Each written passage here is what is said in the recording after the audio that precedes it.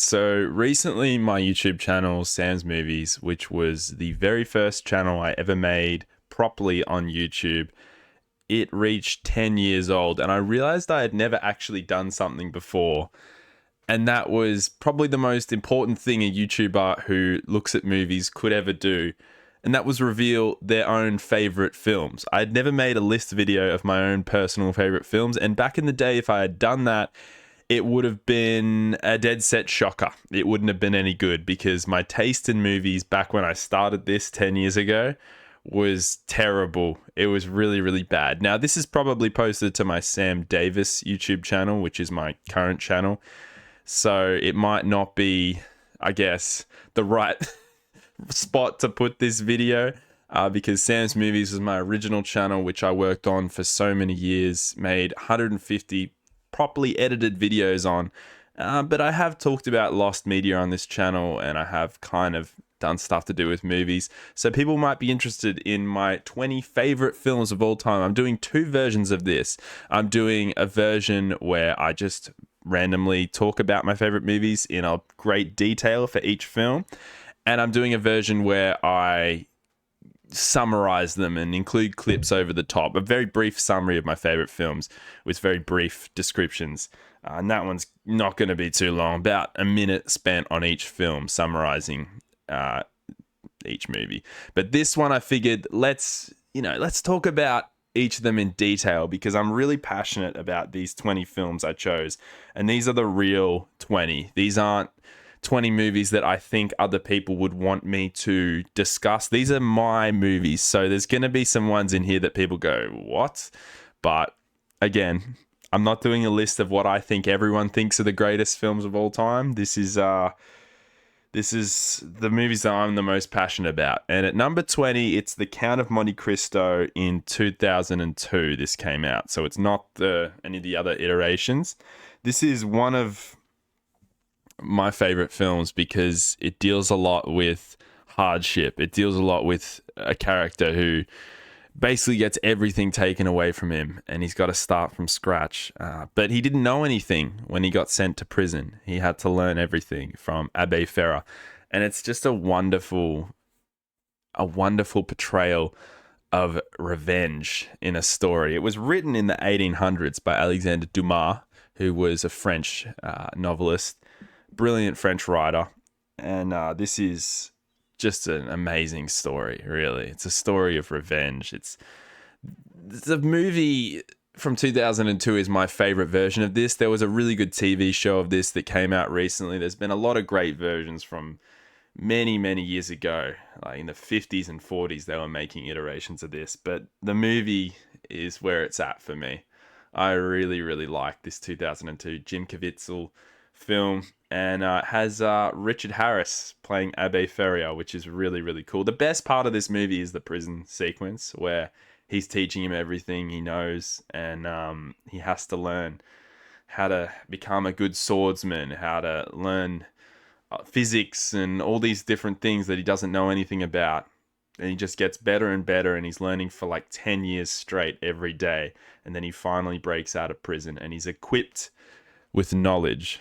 The knowledge he didn't previously have before he went to prison. And this is so well acted by Jim Caviezel because, when they film a movie, it's all out of order. So he's done really, really well here playing this character, Edmond Dantes. And Guy Pearce, you hate him in this. But it's a classic. I've seen it a fair few times. I love this movie for the prison sequence, but mainly for the prison sequence. That's why it's so low on the list. Number 19 is 8 Mile. 8 Mile. A lot of you would laugh at this, but this movie's pretty inspirational. This is someone who's literally in the pits. Like, he lives in a trailer park. I love the I love the scene where and I live in a trailer. He's singing. I didn't get it right just then at all, but he's singing it to the song "Sweet Home Alabama," and you can tell it's times are hard, just like the lyrics of the song by Eminem, "Lose Yourself," and obviously that's the song that came out of the movie that became huge, and it's probably Eminem's best song. This is just a wonderful film. I mean, just the story. I know it's kind of an autobiography of Eminem's life played by him, but it's just a really good story of how someone can have a skill, but they're not quite, confident enough to display it yet, and then they kind of go away and they experience other people just kind of shit talking them and telling them they're no good and they can't do anything, and then they prove themselves. It applies to a lot of things. That's why I like this movie. It's not just about some kid from Detroit trying to show his rapping ability or his dissing ability on stage. It applies to a lot of different people in a lot of different professions, and you got to lose yourself. That's what you got to do. It's a really, really special movie, and in my opinion, it's really, really good. And Eminem should have been an actor. I don't know why he's not in more stuff. He's a really good actor.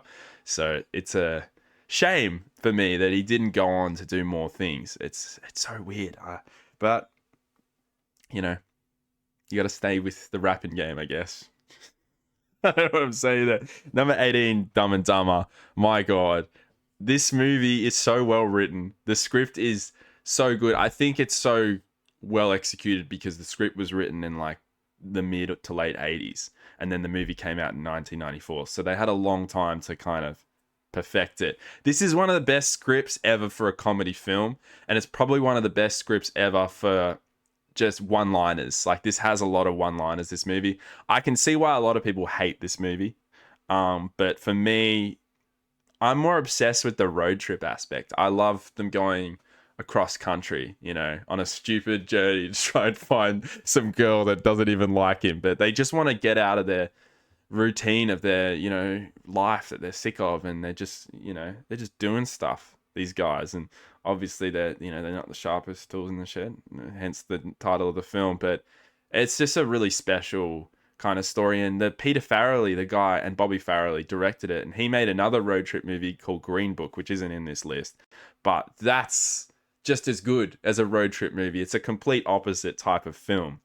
It deals with very serious issues, and they're very serious characters, except Viggo Mortensen's character. But this is on the same par as this. I know I'm meant to be talking about Dumb and Dumber here, but what makes this movie so good is the soundtrack. I think this is probably the best movie soundtrack, nearly. There's another one coming up that's equal nearly to it, but this is probably my favorite film soundtrack. I actually bought the CD and I have it in my car for road trips. I could just get Spotify, but I figure if I go to a spot where internet cuts out, I'm not going to trust that. I got to have the Dumb and Dumber soundtrack playing throughout a whole road trip. And I've played it a couple of times on a couple of trips, which has been really cool. But I think there's been at least 5 road trips back in the day where I listened to this soundtrack because it plays throughout the whole film when they're going across country, and it's just perfect. Like, every song fits in every scene. You could tell they took their time picking songs, and I love it. I love all the music. It's all perfect 90s music.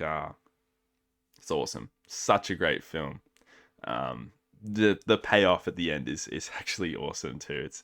It's they could have gone with the predictable studio ending, but they didn't. And it's nice. I like it.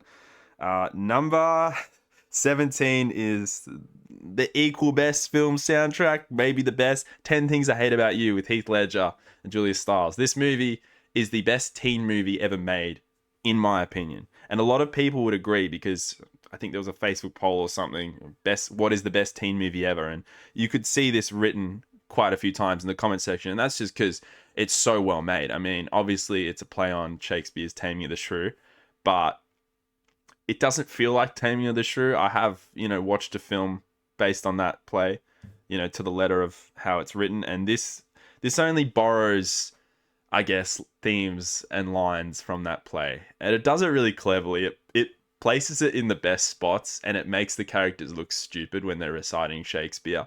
But it works perfectly. Like, it somehow fits brilliantly. I just think this script is just, again, this is another script that just works. And with the music, it's so much fun. It's just a fun movie to watch. I've seen it so many times, and I think I'm going to be so sick of it when I see it. And yes, I am a little bit, because I've watched it too many times, but it's still just as fun and enjoyable, every other time I watch it. And the characters in this really make it so good. Joseph Gordon-Levitt's character is probably the only character that slightly just kind of makes me go, because he's not that experienced an actor yet. But he got better. Heath Ledger's obviously, so talented. He's brilliant in this. But he's only 19. He looks about 30 or 35 in this movie. I mean, he looked old throughout his 20 years. But yeah, this is one of those films that you kind of just finish watching it and you go, wow, that was actually a huge shock. Like, I think people go to watch this and they think it's just going to be one of those garbage teen movies. Like, oh, I don't want to sit through this. And then you finish watching it, you're like, oh my God, that was pretty good. So it's 17 of my favorite movies of all time because it's because of the romance probably, but it's really just fun. It's just a fun movie. I like watching movies that are just lots of fun. And number 16 on this list is kind of similar, Office Space. This movie, if someone's never worked in an office or doesn't have an office job, they'd watch this and they'd probably never want to work in an office because the bureaucracy of that job is just so bad. Everyone knows that. But then you watch this movie and you go, oh, it's that bad. Because this movie is far too accurate. It's a complete it's satirical, but it's not that satirical because it really is that similar to how these people act and how this office situation works. Like, it is so stupid that it's almost like funny. Like, the madness is so true. And this poor character, he's just over it. Like, he's so sick of, all he does is put in numbers in a computer to stop the Y2K or to help the Y2K bug from ever happening. And he's just fucking miserable. Like, you can just tell. I mean, obviously, they ham it up a lot. At the beginning, the fat guy having a heart attack, and he's like, he stays in the trance and he realizes, oh, I want to quit my job, which is obviously, very tongue in cheek. The guy who wrote this is the guy who wrote Beavis and Butthead. So there's going to be some meme worthy stuff, but he's written this movie so well, and this movie has changed lives. Watch Em Lemon's video on this because he describes it a lot better than I do. But this movie will make anyone who works in an office quit their job and make anyone who's never worked in an office never do it. And this will age better and better, in my opinion, as the years go on, because I don't think the office job will exist in like 30 or 40 years. Computers, machine learning is just going to outdo people, but outdo... There's a lot of talking in this, but Office Space, yeah, it's just another fun movie where you just look at it and you go, these characters are obviously over the top, but this isn't even a far cry from some offices in real life. It really isn't. So Office Space, guys, definitely, it's a classic. 15 is Cool Runnings. I get a lot of shit for liking this movie from my family. They've never seen it though. This movie is... How can you describe it? It's like, it's one of those things where you watch it and you go, geez, anyone could do anything. Like, you don't ever see these Jamaican sprinters doing anything when they're at the start of the movie. Obviously, it's based on a true story of the Jamaican bobsled team at the 1988 Winter Games in Calgary. But you start the movie and you go, this is stupid. Like, this is such a goofy movie, and there are a few goofy moments. But the goofy moments work for me because then it gets to the serious moments. And so you're getting a lot of different, flavors in this, which is just so great in terms of like how the direction they take it. Like, it goes all over the place. It's Disney. So you're going to get those, stupid sequences where it's like, fast forward of all the different events and their training, and like, I forgot what that's called in a Disney movie where they fast forward all the sequences of the characters. It's like a compilation sequence of how the characters are going. They're so stupid, but you're guaranteed to get those, sadly, which is kind of annoying. But yeah, Cool Runnings. There's something about the emotion of this that really gets to me. And John Candy's obviously terrific in it, but I think the actors, all the other actors are great too. The supporting cast are brilliant, and yeah, it takes a turn. Like I said, like, you think they're gonna be so shit, and then they actually do really, really well. And the ending as well is what makes this movie so great. Because if you're a kid watching this, you think, I think I was 8 the first time I saw this. I don't remember the first viewing that well, but it gets to the end and you think they're just going to nail it. And it has a very half predictable, half unpredictable ending, but it's awesome. Another feel good movie that I think a lot of people wouldn't quite agree with. That's a great movie, but it is a great movie. Number 14, Before the Devil Knows You're Dead. This movie is insane. This is a story about two brothers who try and con their parents' business so they can get a quick inheritance. So they're trying to, well, essentially a quick inheritance. They're trying to steal their parents' goods from their jewelry store just for some cash. And one of them is a heroin addict, I think. I'm pretty sure he injects heroin. He's an addict. He's a drug addict. And the other is just like in debt to his wife. And they don't want to ask their parents for money, but they'd rather steal. And it goes haywire from the very beginning. And it is so well written. The structure of events in this and the actual story in general, I don't know how you come up with this. The guy who directed this was Sidney Lumet, and he made 12 Angry Men in the 50s, in the mid 50s. This movie came out in 2007. So you're talking about an actual veteran of the filmmaking industry just doing one last brilliant film. And this is crazy. Like it's an out of body experience, some of the moments from this, because it's one of those things where you watch it, you know, the characters when they're doing something and once they've started, they can't stop and they've gone too far and they're having an out of body experience. Well, as a viewer, when you're watching this, you get that moment about 5 or 6 times throughout this film, and it is surreal. And I actually think that the lower budget for this makes it even better. It's not even that lower budget, but the way it's shot makes the events of what's happening so much better. The director knows exactly what he's doing. He knows how to shoot it in a way that matches the events taking place perfectly. That's why I fucking love this movie. Number 13 is Training Day, another Ethan Hawke movie. I didn't intentionally put 2 Ethan Hawke movies in a row. Training Day is surreal. One of my favorite things about filmmaking and one of my favorite story arcs is a film that takes place in one day. I've always loved that. And this is one of those films. Denzel in this movie is so unlikable. It's amazing how you can watch one Denzel movie and you love his character and you think, fuck yeah, I want this guy to, you know, do his thing and succeed. I think Remember the Titans is definitely one of those films which nearly got onto this list, but not quite.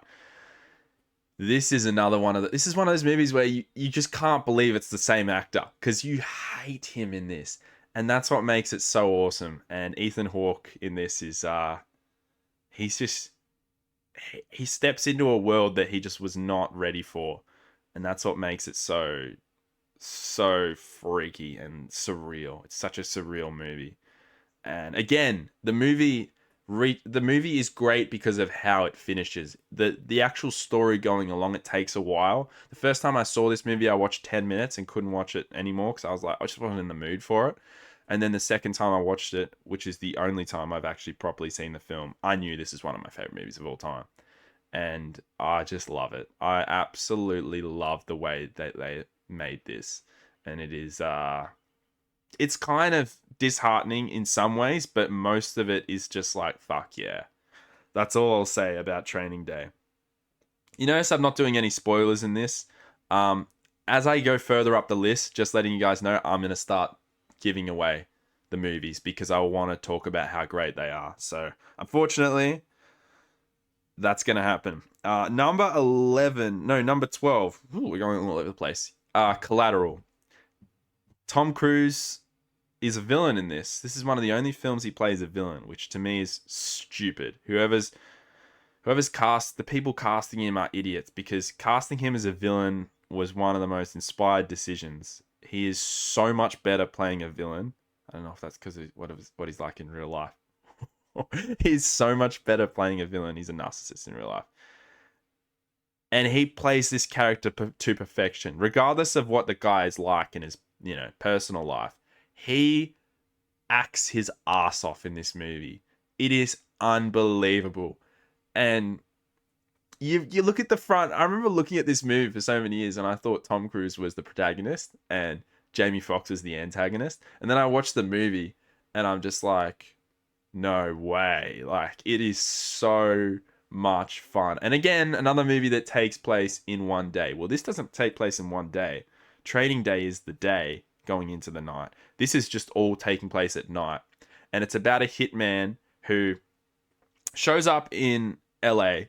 He gets a cab and he wants the cab driver to take him to all the spots he needs to go in one night. He says, I'll give you $600 to take me to all these spots I need to go to.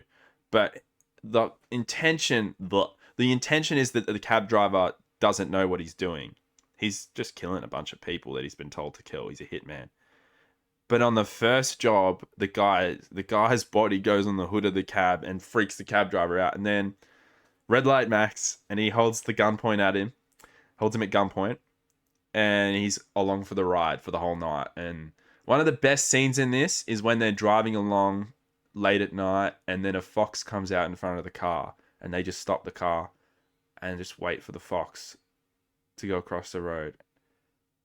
And then the fox looks at them and goes across the road, and then they keep driving. It's like, who writes this stuff? Like, it's so clever, because amidst all this chaos, amidst the tension between these two people, like Jamie Foxx just wanting to get out of this situation, and Tom Cruise forcing him to go along with all this, just having that moment of calm and just like strangeness. It summarizes LA perfectly.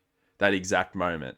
It's like, this is LA. It's all sorts of different crazy shit, and you're along for the ride. Unbelievable film. It's just so good. Number 11 is 12 Monkeys. I mean, you probably expected this to be on the list. It's my most viewed film review I ever did.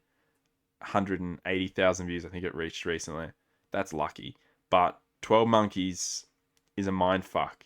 And I still don't quite understand this movie. When I made my analysis of this, I really didn't understand it. I just kind of summarized some key points. The title is completely incorrect. I don't even discuss the hidden meanings of the movie that well at all, the title of that video. Some people seem to like it though. But this movie's still ultra confusing. There are so many things to consider after you finish watching this movie. And anyone who says it's not that confusing is either really up themselves and they really didn't find it that confusing, or they're full of shit.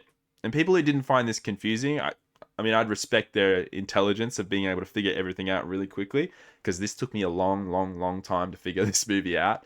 But even still, I don't know it. It's just so well constructed, the story, and it's based off a 50s film called La Jetée, but this is very different to that. Like, this goes in detail way more.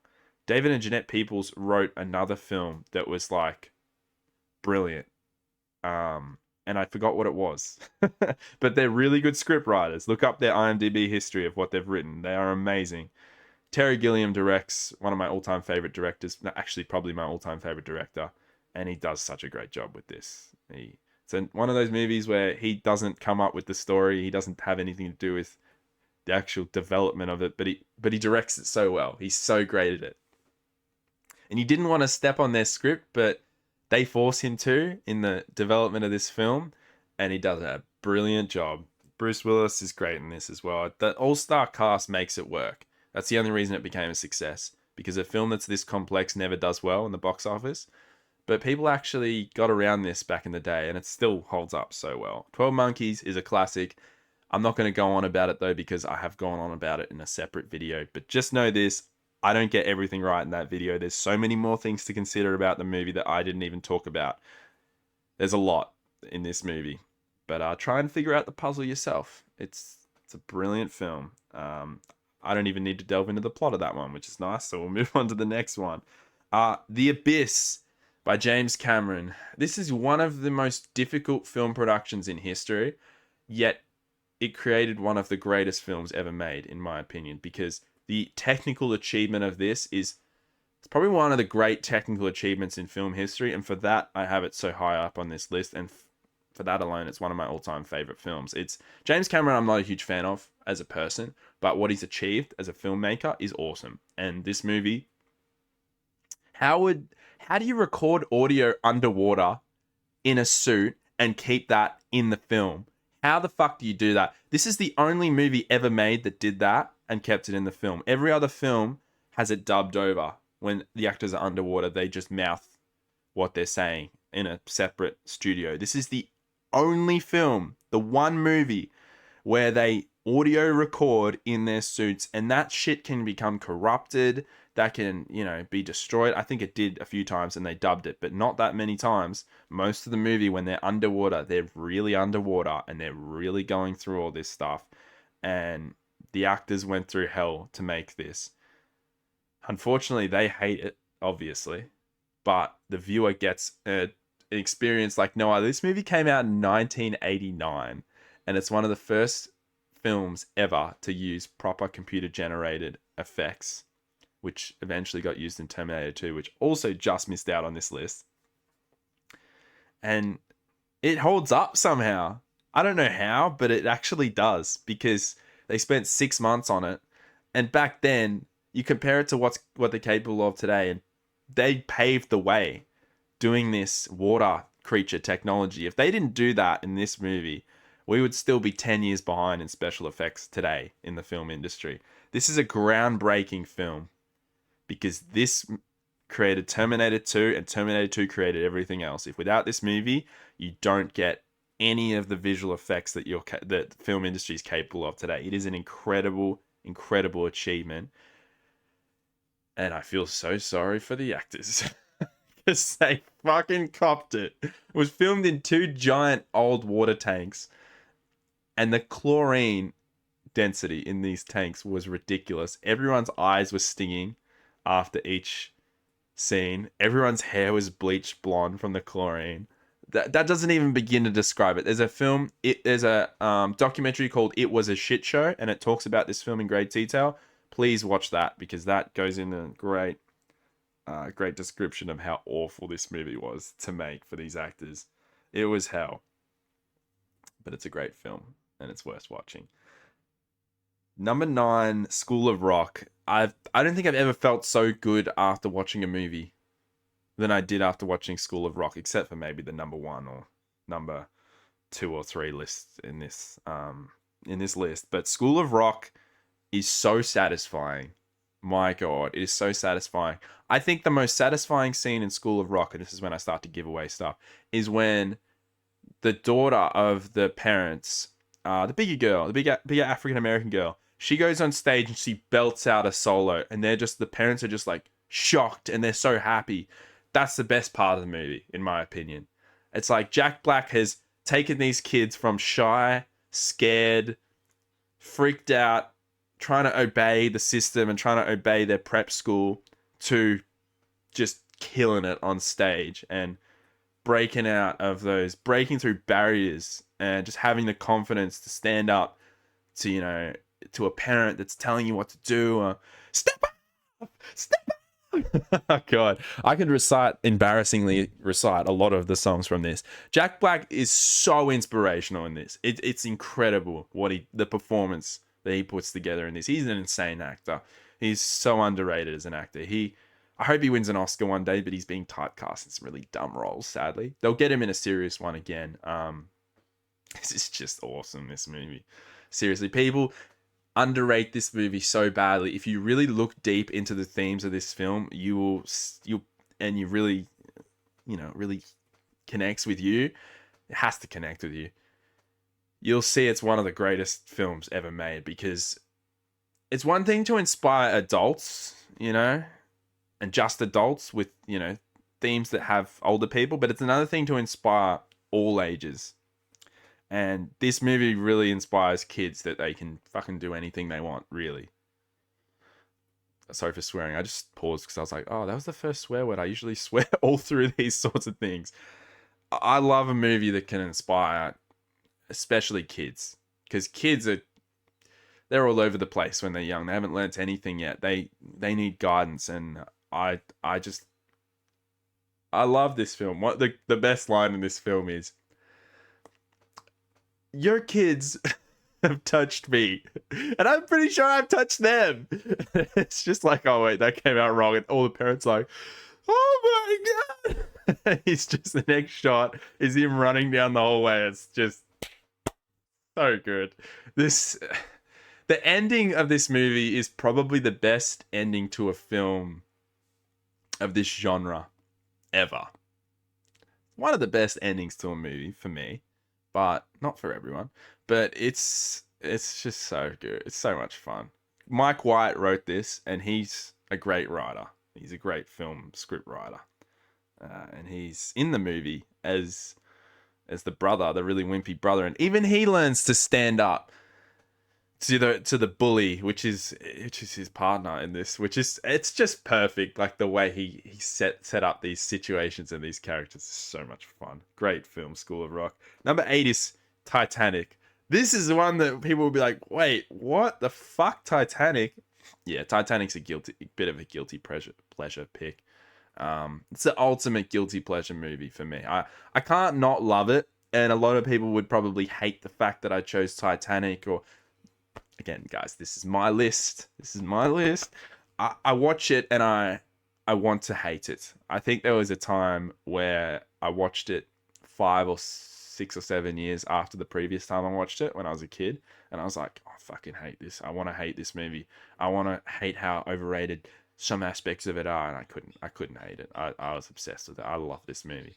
I love the achievement of the sets. I love the characters. The only thing I don't like about this movie is Rose, the character of Rose. She is a she's just a spoiled little bitch that's just got her own intentions at heart. And then at the end, the worst part about this movie is when she goes, I'm so cold. I nearly fucking broke the screen watching this the previous time. It's like, you're so fucking cold after all that. You're so cold. Are you fucking kidding me? He's in the water. The door is the part that the door's not, the buoyancy of the door would not hold 2 people, and it would hold them above water, but then they're exposed to the water, so they both die in the time frame. It's a great film. It's a technical achievement. Yes, there are some really dumb moments. Yes, I will grant that. I will agree with that. But as a whole, this movie's incredibly special, and it's really great. You know, I think of that scene in The Office where Michael Scott goes, "Some great old people," you know. The woman in Titanic, she's a great old person. It's like, old people are not stupid. So good. Yeah, no, Titanic's massive guilty pleasure. Number 7 is Be Kind, Rewind. Again, no one's expecting that. This is such an inspiring film for anyone who wants to make movies. And why is because you don't really need a big budget to make a movie. If you want to make a movie, just go out and fucking make one. Like, it is awesome when people just decide, oh, I'm just going to make a movie. The general premise of this movie, because I'm sure a lot of people haven't heard of it, it's so dumb. They work at a video store, Mos Def's character and Jack Black, and it's 2008. No one buys VHS videos anymore. People are just getting DVDs by then. And Jack Black's character, in a really stupid way, gets electrocuted. And there's a supernatural element to this. It's one of the few movies I actually like that has a supernatural, a non-existent element to it. A non-realistic element to it. This is one of the only movies I like that has that. And he goes into the store and he's radioactive and he's magnetized and he touches all the videotapes and he walks past all the aisles and he destroys all the videos. This is such a stupid movie. So they have to go and they have to recreate every single film in the video store. Well, they do Ghostbusters first, and then they decide, someone comes back and just stares them in the face, and they're just like, and he goes, you got any more? Such a shit. But what makes this movie so great is the way it ends. Again, the ending of a film has to make it so great for me. If it doesn't end that well, it's like, Eh. But this film was, I thought it was really a bit dumb the first time I watched it. And then the second time I watched it, I was like, it's all right. And then the recent viewing, I'm like, oh, this is a fucking great movie. This is a great movie. And it's when you really feel for the guy who owns the video store, the older African American guy, and how he's really, obsessed with the history of the building and obsessed with all of this stuff. And they're really simple folk. Some of the people, some of the characters in this, but that's what makes it so great. It's a wonderful film about about a community, and like community matters, and like trying to stand up against the big corporations. The little guy trying to stand up, that's coming up in this list. And that's what I like about it. There's some of my favorite films. The little guy, supporting the little guy, and trying to do something. This has a bittersweet ending, this movie, but that's what makes it even better, in my opinion. I kind of forgot the ending. I watched this twice, and I still forgot how it ended. And then when I saw the ending, I was like, this is perfect. This is so good. Michel Gondry directed this, and he's made a lot of interesting sort of films. And he's a good filmmaker. But this one, yeah, this takes a while to kind of grow on you, this movie. Once it does, it's a perfect mix of emotion, comedy, and even a little bit of seriousness, but it's not a very serious movie. Again, you have to have a certain taste to watch this. I'm obsessed with filmmaking. I'm obsessed with amateur filmmaking. I'm obsessed with doing something out of passion and out of love for the craft, instead of just focusing on all what are people going to think, what am I going to do. They just go and they just do it, and that's what I love about this movie. They just recreate all these films. It's a very acquired taste, this movie, so a lot of people watching this will be like, what? But that's my number 7 pick. Number 6 is Stand By Me. I mean, this is just a wonderful film. This is based off Stephen King's novella The Body, and it really is so true. The line in this movie, the key line in this movie is, I never had any friends again like the ones I had when I was 12. And I was 12 when I first saw this movie, and I kind of looked at that and I thought, oh shit. Like, I kind of crapped myself. I was like, oh my god, I might not ever have any friends again like the ones I had when I was 12. And it's true. It's true. I'm 25 now, nearly 26, and it's still the same way. There's something about being part of a big friend group when you're 12 years old, you're in the 6th grade or year 6 or the last year of elementary school, and then you go transition to high school and you lose a lot of that group. There's something about that that's pretty surreal, and you kind of remember the times you had when you were a kid. And they're kind of exploring through the wilderness in this movie to look for a dead body, because they want to see a dead body of a kid, and they want to find it and be heroes and be on TV for finding a missing person. And it's an adventure with a bunch of friends. And I used to do this stuff with my friends. I used to go through the woods and explore and try and find cool stuff and go on adventures. They ditched me. I was definitely the whipping boy, but like Gordy is in this movie. But it really is so, it rings true so much. The times that you have when you're little are nothing like the times you have when you're older. Everything changes when you're older.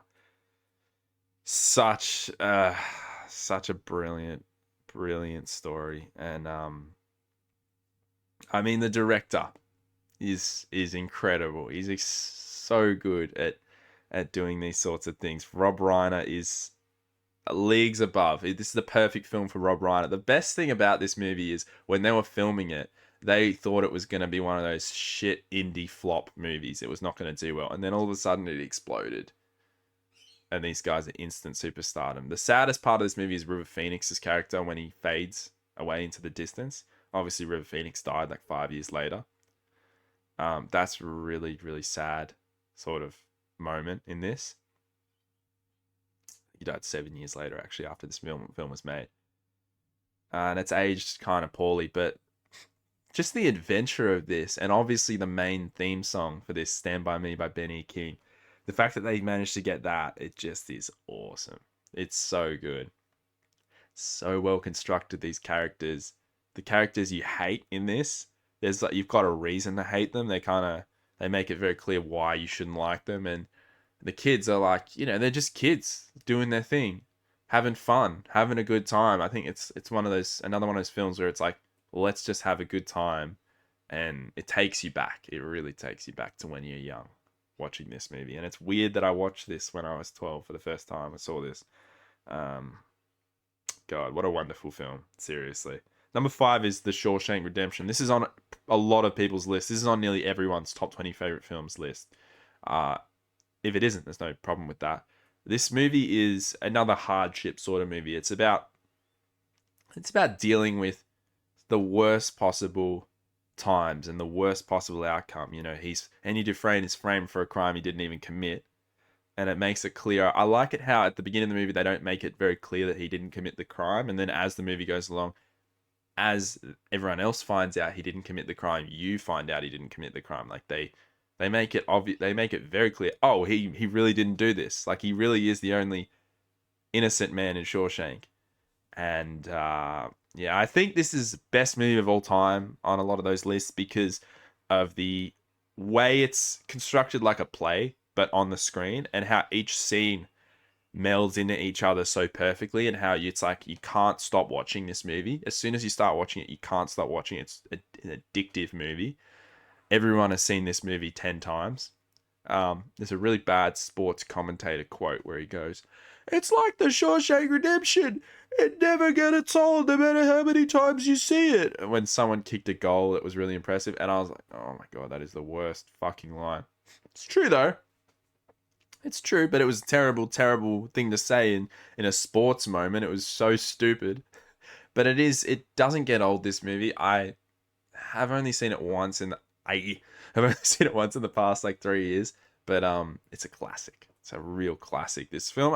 I love it because I love the hardship aspect, and I love the side characters. That's what makes this movie so great, is the supporting cast. Without the supporting cast, with just Andy Dufresne going through the struggles of being in prison, it wouldn't be anywhere near as good. That's how the movie starts, but then it shows these brilliant supporting cast and how they complement the main star so well. I actually think the movie kind of fades out a little bit towards the end because these characters aren't in it anymore, because he gets spoiler, he escapes, which is one of the most satisfying, surprising, scenes in a movie I've ever seen. Like the way he escapes is so clever.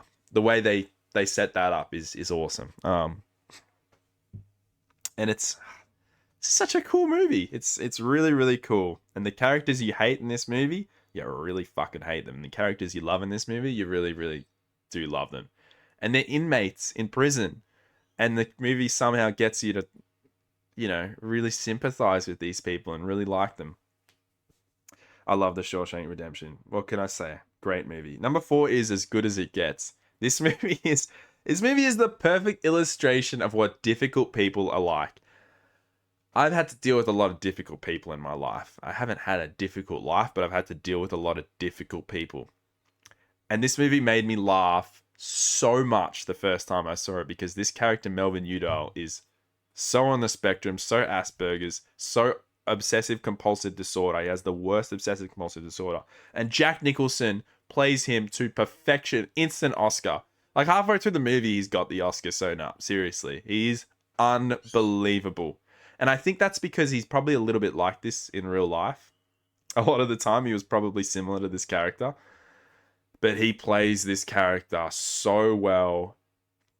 Oh my God, it is incredial. It's just so impressive. I don't know how. Helen Hunt's incredible. But the real winner of this movie is Greg Kinnear. I don't know how he plays that character. I don't know how he does it. I seriously, I watch this and I go, how is he doing this? Greg Kinnear kills it in this movie. He plays a gay man who's attacked horribly in his home out of nowhere. A lot of people don't like him. His parents have disowned him because he's a homosexual. And he's so talented at art. And he just cops it and cops it and cops it. And I've never related to a character, I'm not gay, but I've never related to a character in a film more than I related to this guy. I was like, wow. Holy shit, this guy is incredible. Like, what an incredible...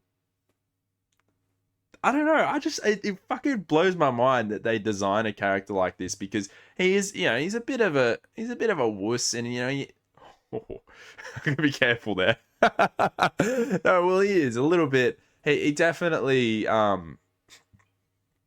he definitely takes things to heart a bit too much, I'd say. But he's such a great person, and he complements the Jack Nicholson character perfectly. He's the complete opposite of the Jack Nicholson character. He's the guy that cops it and deals with it, and deals with it, and lights up everyone else's life and makes everyone feel great about themselves. And Jack Nicholson is the guy who makes everyone feel horrible about themselves, treats everyone like complete shit, but has also got something in common with this. He's really good at art. Jack Nicholson is really good at writing, and that's what makes this so great. They're such polar opposites that they somehow become friends, and the dog in this movie is a great aspect of it. I love the dog. How Jack Nicholson hates this dog. He throws it down the garbage chute at the beginning of the film, and then he realizes the dog has obsessive compulsive disorder just like him, and he all of a sudden loves the dog. It's great. Jack Nicholson. You watch this movie, it has some writing that is unlike any other movie. It goes places that you just don't expect other movies to go with its main character. He just says the wrong thing all the time, and it's because he's Aspergery as fuck. He just says the worst thing, and he goes to this restaurant, and they've just had it with this guy. He has to. The funny the bit where you go, oh, it's gonna be one of these movies is when this couple are just sitting down minding their own business, but they're in his spot because he's so fucking autistic and he's so obsessive compulsive. They're in his spot, so even though they're just enjoying their dinner, Jack Nicholson goes, "Geez, do Jews take this long to eat?" And they're just like, "What?" They're just like so shocked and offended. He's just like, God, you're almost done yet? And it's like, that's not even the quote, but that's just the tip of the iceberg. I don't want to give away how he kind of portrays himself in this movie and how the character works because I don't want to ruin it. But that's one of the few movies on this list I don't want to ruin. Number 3 is The Castle. I don't think you could devise a more feel-good movie except for number 1 on this list. The Castle is an Australian film. It was filmed in 11 days. It was written in 3 weeks. That fucking blows my mind. The people who wrote it have never written or devised anything that was anywhere near as good as this after or before they made this movie. I don't know how, but everything just came together perfectly and clicked like magic, like clockwork. The script is so fucking perfect, and you will only understand this movie fully if you're Australian, unfortunately.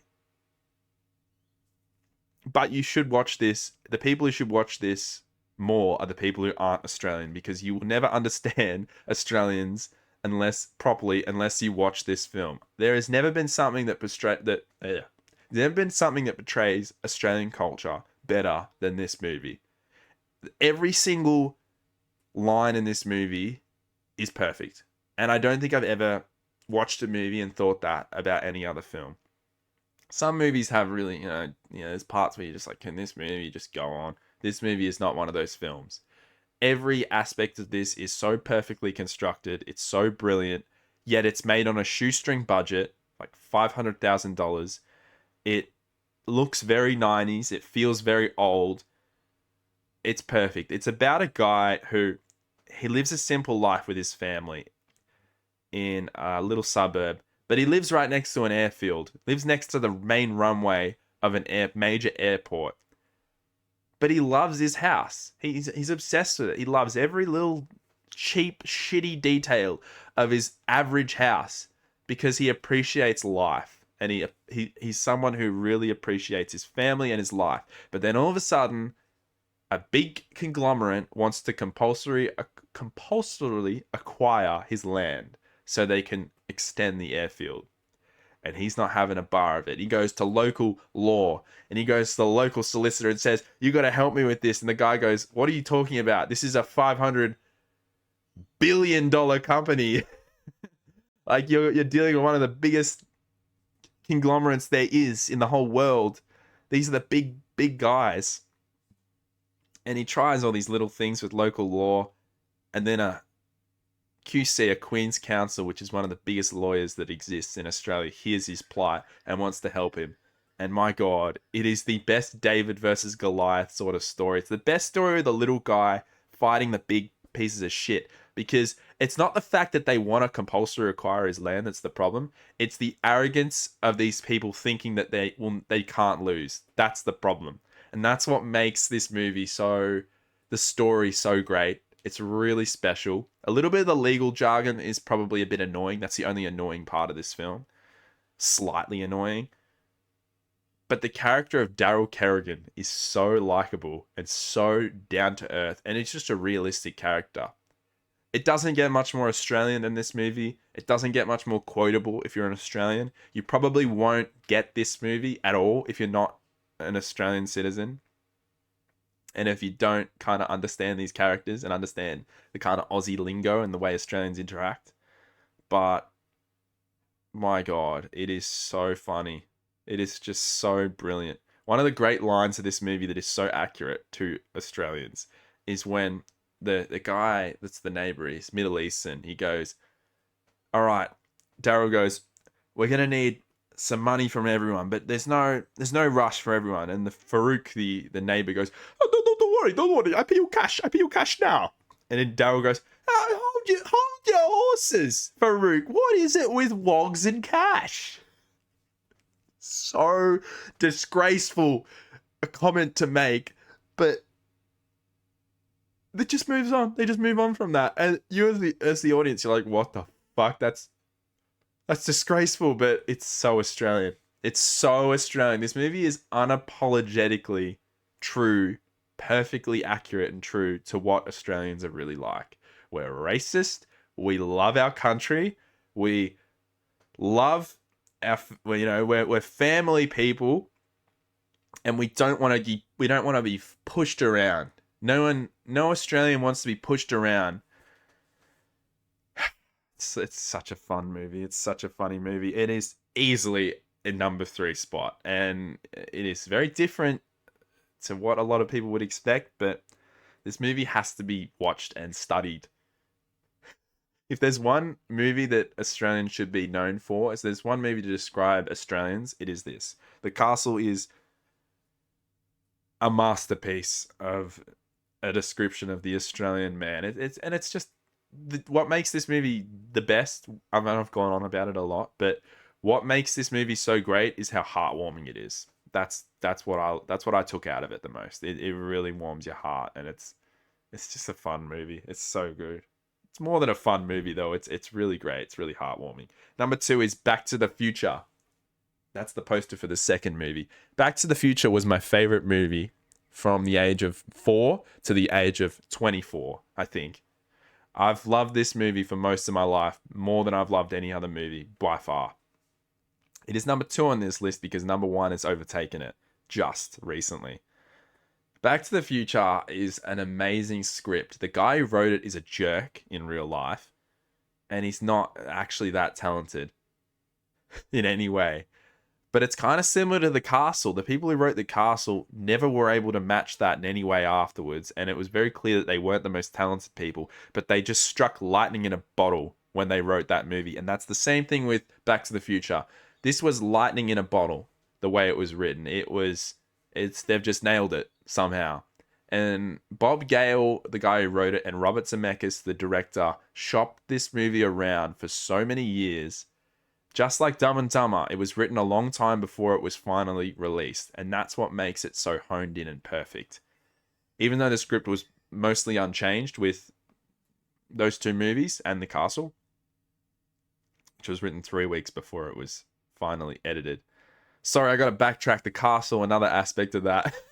I've talked about it for longer than any other movie. That was also edited in 2 weeks. So that movie, from the beginning of the script being writing to the end of the movie, was done in 7 weeks. Anyway, it's actually really well edited as well. Back to the Future is so well constructed with characters. The characters are awesome. Marty McFly could only be played by Michael J. Fox. They filmed most of the movie with a different actor, in case you don't know. A lot of people know that though. Eric Stoltz, and he didn't do it anywhere near the justice, that character, that Michael J. Fox went on to do. And they had to change because you need the movie to work. And Michael J. Fox does this so well. The character of Marty McFly is he's just a cool dude. Like, he's just a dude. Uh, the general premise is pretty basic, you know. Going back in time, he accidentally goes back in time and accidentally messes up future events, and he's got to change it. But it's iconic. It is so iconic. And the only thing about this movie that I don't like is how the ending just kind of drags on, and they can't put the power thing in to get the. That scene goes on too long. If I was to change anything about that movie, I'd summarize. I'd speed that scene up because it just drags on. But 90% of this movie is perfect. It's cinematic perfection. And even Crispin, I actually think the best character in this is the one that Crispin Glover plays, George McFly. And I know he sued them because he wasn't picked for the next movie, and then they used his likeness, literally, face molds. But he acts this out brilliantly. He's a weird dude, and again, weird dudes that are brilliant actors, just like Tom Cruise. Crispin Glover is this movie. Without Crispin Glover, this movie sucks. And I think that's why I'm not a huge fan of Back to the Future Part 2, and I'm not that big a fan of Back to the Future Part 3. I know. This is still my second favorite movie of all time, though, and it was for so many years because the script is insanely good, and the characters and the one-liners, and it's just so much fun. I'm not going to harp on about Back to the Future too long because I'm sure a lot of you have already seen it. I like the payoff. I like the Johnny Be Good scene, and you know there are a few weird moments, definitely, but there's a lot of satisfying scenes. It's just a great film. It makes you feel great. I don't think I've ever seen another movie more than I've seen Back to the Future, but still, when I watch it, for some reason, it doesn't feel that old. The last scene does, but yeah, it's great. It's not to be taken. It's to be taken with a grain of salt aspects of it, especially the very end of the movie. The fact that they get the material possessions and all that. I think Crispin Glover had an issue with that when they were filming it. He was hard to work with anyway during the film, but he had an issue with that. Yeah, take it with a grain of salt at the very end of the movie, but it is so fun. So fun, it's so funny, it's so excellent. It's a great film, Back to the Future. And my number one favorite movie of all time is The Fisher King, directed by Terry Gilliam, starring Robin Williams, Jeff Bridges, and Mercedes Ruehl, who won the Best Supporting Actress Oscar for this. This movie has everything that I like about a film. That's why it's my favorite movie of all time. It has so many feel-good moments. It has an incredible build-up. No story in a film has ever sucked me in more than this one. The story goes, I'm going to give away a lot about it, so don't watch this if you've never seen the movie and you really want to watch it. Please, because you don't want this movie ruined. Watch this after. I'm giving you a lot of warning. There's a guy who's basically Howard Stern. It's very obvious that this guy is a fictional portrayal of Howard Stern. He is a piece of shit human who, on the radio, berates people and treats people like shit just for his own entertainment and for the entertainment of the viewers. And there's a guy who calls up constantly. He's mentally ill. He's clearly got issues. And this guy, he knows better, this radio broadcaster, but he just pokes his buttons. He just pokes the bear and he just tries to push this guy's buttons. And the guy goes, I can't remember what he says, but he basically threats that he'll do something. And he goes, yeah, you go and do it. He goes and he shoots up a restaurant that night. And he kills a bunch of people. And the radio broadcaster finds out about this. And then the movie goes to 5 years later. And he lives at the bottom of a video store. He has an amazing partner. But he's still manic depressed about his life. He hates himself and he hates his life, and he's an alcoholic, horrible alcoholic, constantly drinking Jack Daniels. He loves his Jack Daniels. And he just is drunk, and he goes and he mopes around the street, and then he gets into some serious trouble with a bad gang in New York City, or they're about to kill him. They're beating the shit out of him. And then Robin Williams comes in and saves him. And he brings him back to his home, which is just the bottom of a basement, storage room. And he's a homeless guy, and he's helping him out, and all the homeless people help him out and save him. And they're singing a song, which is the thing that ties this movie together for me. They're singing "I Like New York" in tune.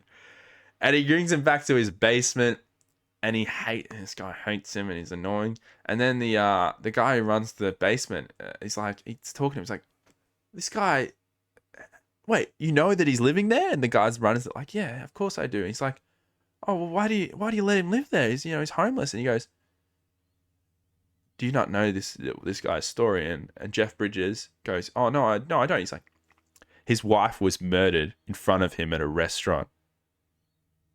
Shot in the head right in front of him. And he's been living in this basement ever since. And the reason why is because of Jeff Bridges egging that guy on the radio to go and shoot the restaurant up and to kill his wife right in front of him. Biggest fucking head explosion when I first saw this movie. I was like, chills all through my body. And then as the movie goes on from there, it just gets better and better and better, and it gets more and more heartwarming. And Jeff Bridges never gives up on this guy because he knows he will go straight to fucking hell if he doesn't help out Robin Williams' character to rejuvenate his life. And this guy has a lot of demons, this character. And a lot of people have theorized that this character that Robin Williams plays is the closest thing to what Robin Williams had to deal with in his personal life. And I would probably attest to that and say they're right. This is a really heavy movie. If you feel emotions heavily, you'll probably feel pretty emotional watching this movie. It's surreal. I've never watched a movie before and felt that way about the story than I did watching this. This is how it overtook my favorite film of all time. I never thought anything would overtake Back to the Future, and this movie overtook it because, like I said, everything I look for in a story and in a film, this movie has it. And actually, this is my top 20 favorite movies. So everything I look for in a movie, this movie has it tenfold. It has an insane backstory, insane beginning, an incredible kind of way of setting up a love interest, which is Robin Williams and his love interest in this movie. And it has redemption. And the redemption part is the most important part because it has a character who has been to hell, literal hell, which is Robin Williams' character, not Jeff Bridges. Robin Williams, they've both been to some kind of hell, obviously. Robin Williams has been to hell, and there is a demon that follows him around in this movie, which perfectly summarizes the hell that he goes through. And then he tries to woo the love of his life as the movie goes on, and it just gets better and better, and this movie gets more crazy and crazy. And just when you think that this guy, he can't come back, Jeff Bridges never gives up on him, and he just keeps trying. And the ending of this movie, it just does not get any more emotional. That's what it is. It's pure emotion, and pure emotion is what makes a movie great for me. And this movie, I'm getting emotional just talking about it. I'm going to watch it tonight. I've only seen the movie 3 times. I think the second viewing, I was like, this is a really great movie. And the third viewing, I was like, oh, this is a really, really, really, really great movie. And then as I thought about it more, I'm like, it's probably my favorite movie ever made. It is wonderful. Directed by Terry Gilliam, my favorite film director. He didn't write it. He didn't want to touch that much to do with this movie. And he actually didn't change that much of the original script.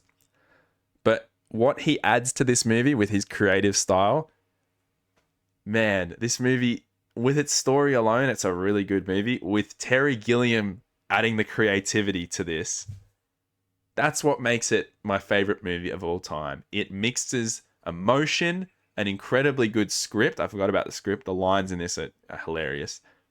And all the dialogue's brilliant. An insanely moving, just moving story. And it's all real. There's no supernatural elements. I don't like that in a story. Not particularly. My favorite TV show of all time is nothing but supernatural elements. But that's television. It ticks every box. Everything I want to see in a movie, this ticks. And it seriously is pure emotion. Pure emotion. And I was gonna make a video essay on this. I might still make it one day. And the title of it would be The Fisher King: True Friendship, because this movie's key element is the friendship between Jeff Bridges and Robin Williams. And that's why they're on the front cover together, because those two characters and the the arc they go through and the friendship that they have it by the end of the movie, it's wonderful. It's a wonderful film. I'm gonna give an honorable mention on this list because I think I've missed something. Now that I'm making this, I've finished this. I'll stop talking about the Fisher King because that's all I can really say about it. But the ultimate honorable mention on this list is The Big Lebowski. Now, The Big Lebowski, I didn't consider when I was writing that list. That is definitely in the top 10, maybe even the top 5 of my favorite movies. I might put it into the other list I do. You never know.